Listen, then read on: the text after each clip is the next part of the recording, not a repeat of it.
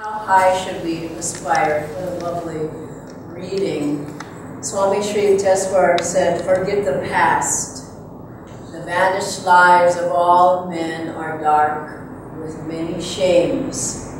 But everything in future will improve if you're making a spiritual effort now. And this reading, as she was saying, in Gita says, even the worst of sinners, by steadfast meditation on me, speedily comes to me. And Master was very clear on this point, that our nature is oneness with God. We are a soul like a ray of light coming from the sun, or in a gas burner, the jets of the lights coming up. We're all a part of the fire coming. We're all a part of the sun. We're all a part of God. We're all a part of the wave merging with the ocean of God, that we only can go back. You can't. Ultimately, you have to reunite yourself with Spirit. And so the teachings of yoga show how to unite yourself. And Yogananda Ji was very encouraging all the time. He was very positive. He was very affirmative. He would say, you can, you should affirm, I can, I must, I will. He would run out onto his audience on the platform where he would be speaking to audiences. He was completely dynamic and magnetic, and he was full of light. And he had the people chanting with him, loudly affirming, like this is beautiful words of Masters. He had people being healed. He chanted one chant an hour and a half with this chant we chanted this morning, Oh God Beautiful. Many people went into ecstasy. Many people were healed. They were uplifted out of their darkness and ignorance. And this is what the Masters have come to bring. Yes, teachings, yes, techniques, yes, methods, yes, tools, and their grace and their blessings. And the Bhagavad Gita in there, even Arjuna didn't want to fight. Krishna, his guru, was saying, well, you must. And he was saying, you must go against all dark habits, negativity, moods, suffering, becoming a victim, whatever all the things were. And Arjuna looks at his guru and said, but how can I fight my relatives? And this is how people are on the path. How can I like being moody. I like being negative. I like getting angry. I like getting upset. I don't want to let go of those. But Krishna counsels, but you must, because it's not your nature to be dark, to be heavy, to be negative. It is your nature to rise up and become one with God, a soul uplifted in the light. And so he counsels Arjuna to get up. He said in the Gita, he put down his bow, Arjuna, which means he stopped his practices. He stopped believing. He didn't have any more faith.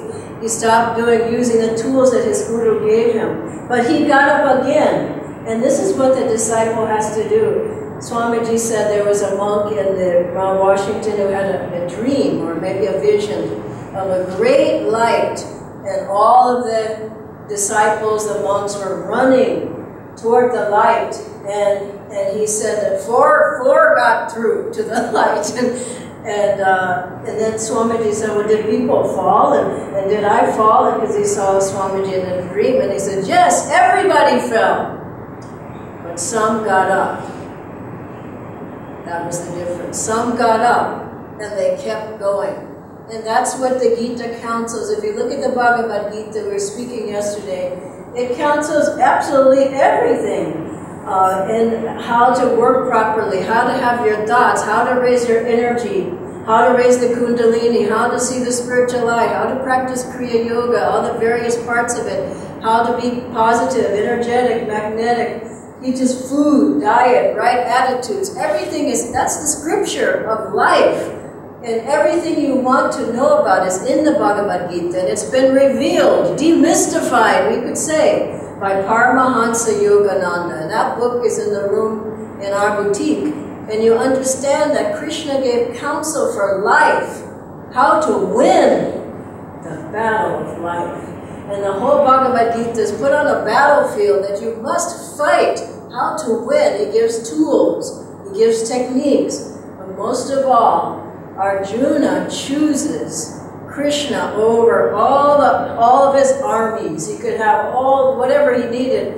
And Arjuna makes the right choice. He says, Lord, I choose thee. And no matter what happens in your life, people, I choose money, or this is comfortable over here, I choose a big car and a nice house. But Arjuna said, Lord, if I'm with thee, I know success will come. I know I will win. I know I'll be protected. I know I will come into the light. And so Krishna drives Arjuna's chariot. And that means he instructs him, he guides him, he shows him the way, he protects him, he takes away things where he can have pitfalls. And this is what the Guru does in our life. He comes and he guides us into the light. But we have to cling to the teachings, cling to the techniques, cling to the thought that I am not this little body, I'm not this little personality, I'm not these moods and habits and personality, and I'm not American or Indian, or that's a passing phase. We've been everything, man, woman, Indian, African, American, Australian, whatever, many other planets. Now they're looking for life on other planets. I was reading on the internet. Of course there's life on other planets. Master taught it long ago. And UFOs, of course they're around. There's life everywhere. But we can't be hemmed in. Yoganandaji said in his body he felt he was hemmed. His soul was pressed in, hemmed in by a wall of heavy flesh.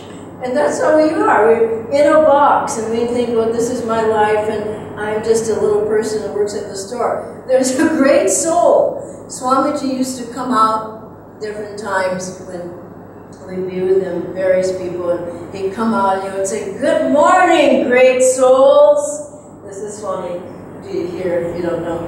And people would, who is he talking to? Well, he's talking to you. Good morning, great souls. And Yoganandaji was firm. He did not equivocate on that. He was firm on the fact that you, me, everyone who comes into these teachings can find God and freedom in this very lifetime. He would tell different people, you will find God. And one man who was always getting in trouble, he said, even you, he said, I don't know how. But Divine Mother says so, that you will be free in this life. And he said millions will find God, not a few hundreds, he said millions. And he said through this teaching in the Bhagavad Gita, which gives everything I just told you, all the practices, all the counsel, all the advice, all the support, all the encouragement, teachings on absolutely every level of your life. He said millions will find God through this teaching. And it says in Bhagavad Gita, Krishna says, out of 1,000, one seeks me. And out of the 1,000 that seek me, perhaps one knows me. And Master just took that down. He said, our percentages are better.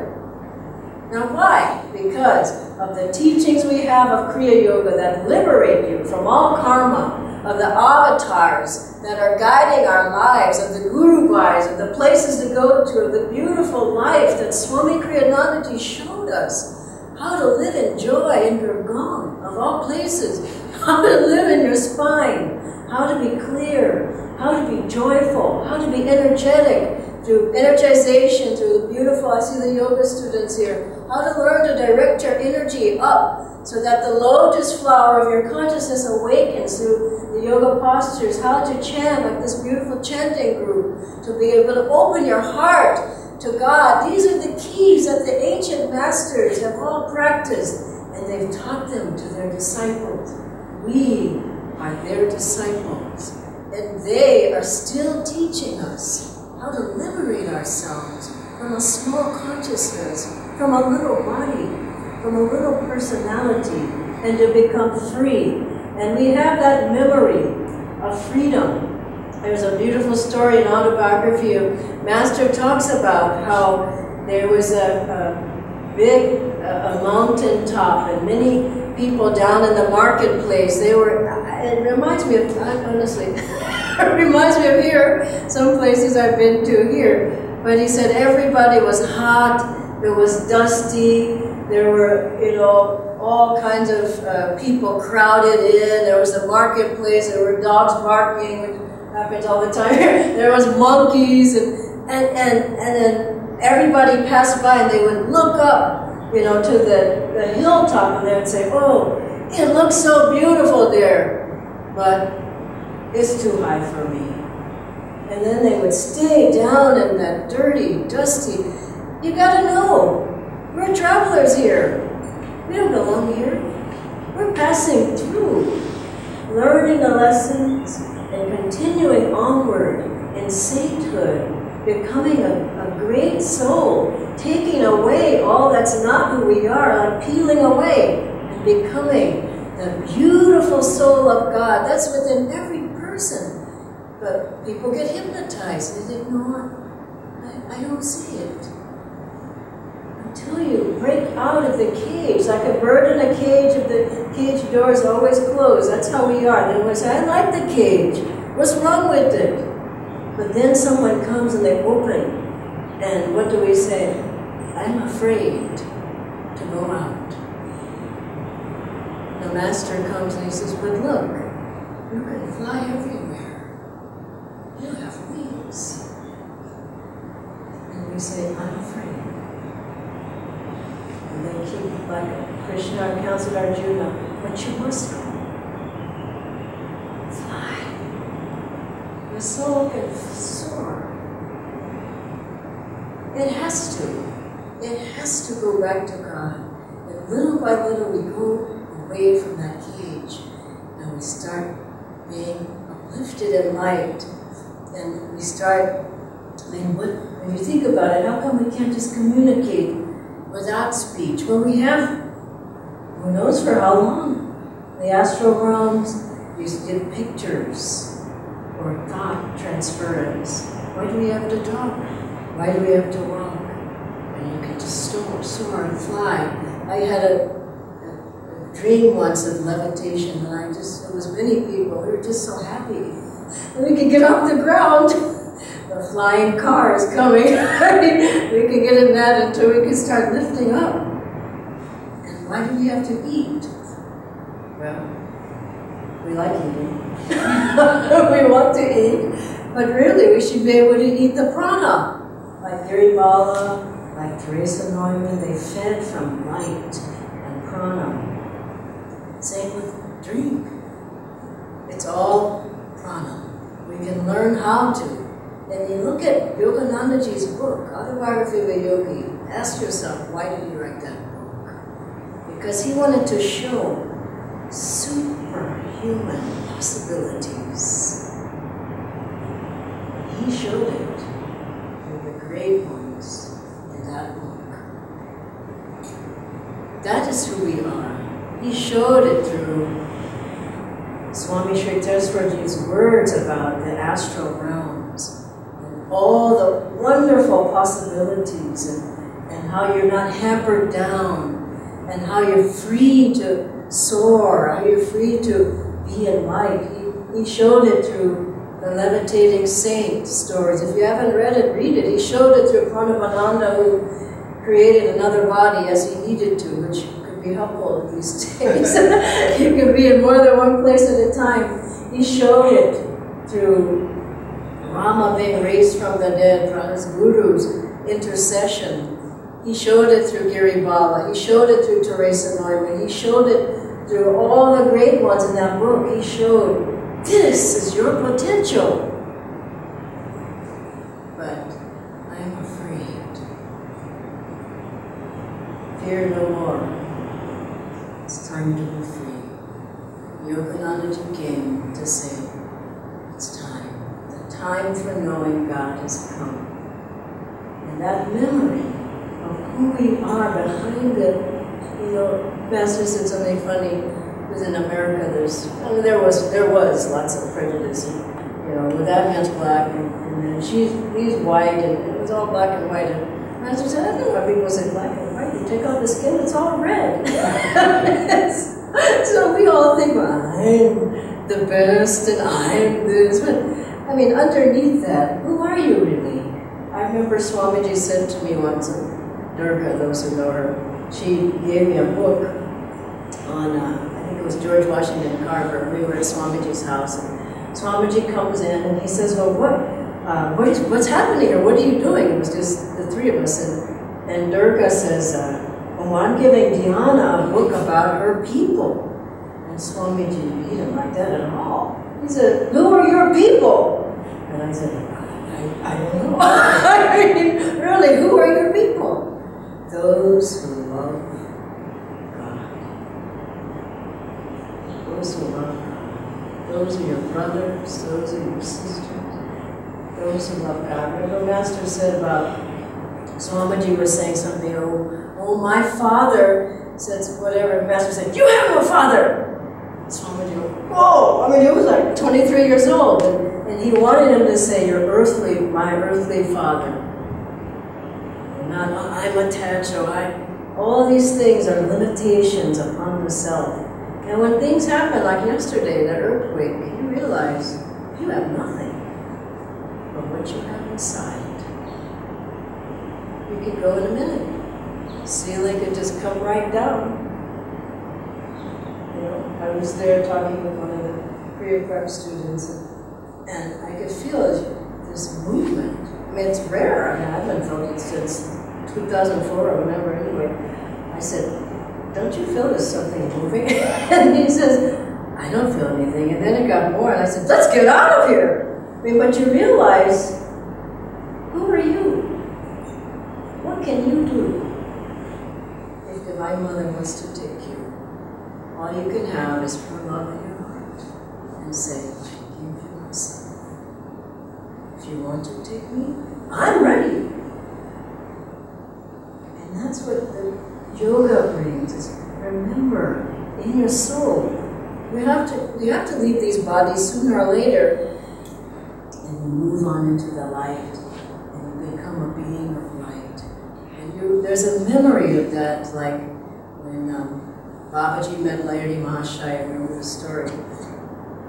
Lahiri Mahashaya was roaming through the Ranaket area, and Babaji meets him, and he doesn't know who he is. He's on a hillside, and Babaji calls him, and he doesn't recognize him. And then he says, Lahiri, do you remember this cave?